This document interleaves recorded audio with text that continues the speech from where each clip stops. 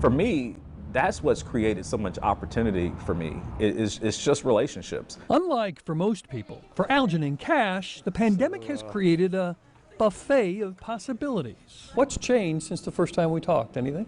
I think the thing that I learned the most in 2020 is that in order for God to move in your life and to add something, he has to take some things away. What was taken away from Algernon is clear.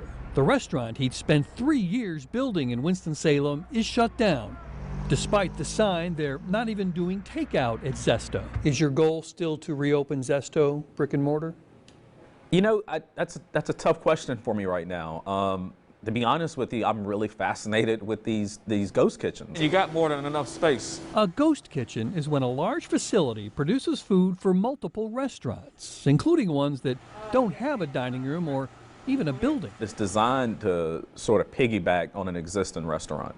And so it becomes like a really low cost way to launch a new restaurant concept because you're not buying new equipment.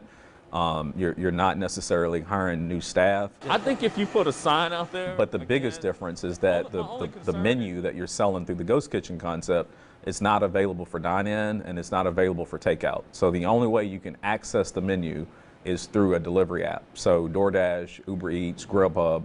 Is it a permanent solution? Do you see these things going beyond the pandemic, that type of? I do. Recent headlines back that up. Chains like Burger King, Starbucks, and Chick-fil-A are reducing, and in some cases eliminating, their dining rooms in favor of extra drive-through lanes, including a drive-through dedicated to delivery drivers. So before, ghost kitchens were primarily used for just research and development, just to see if the market was going to accept the menu and like the food and that kind of thing.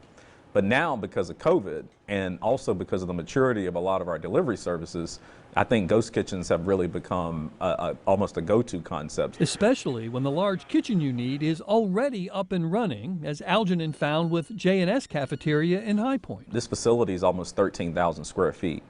So the average restaurant is probably only about 2,500 or 3,000 square feet. So we've got way more space here. We've got at least 6,000 square feet just in kitchen, storage, and refrigeration right now.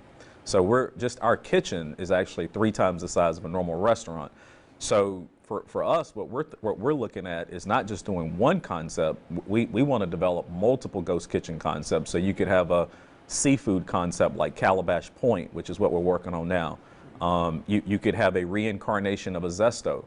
But operating as a ghost kitchen. You could have like Ubers, DoorDash. Amid the havoc COVID imposed on the restaurant industry comes a new way of doing business, if you can just envision it. I really believe that part of this COVID-induced pivot, as I call it, I think it's going to be permanent. And that's okay as long as you're ready to pivot along with those forces of nature. No matter what the circumstances are, you got to figure out how to keep moving. Bob Buckley. You just got to keep moving. That's where all the cooking's going to be, right? Fox 8 News. Yep.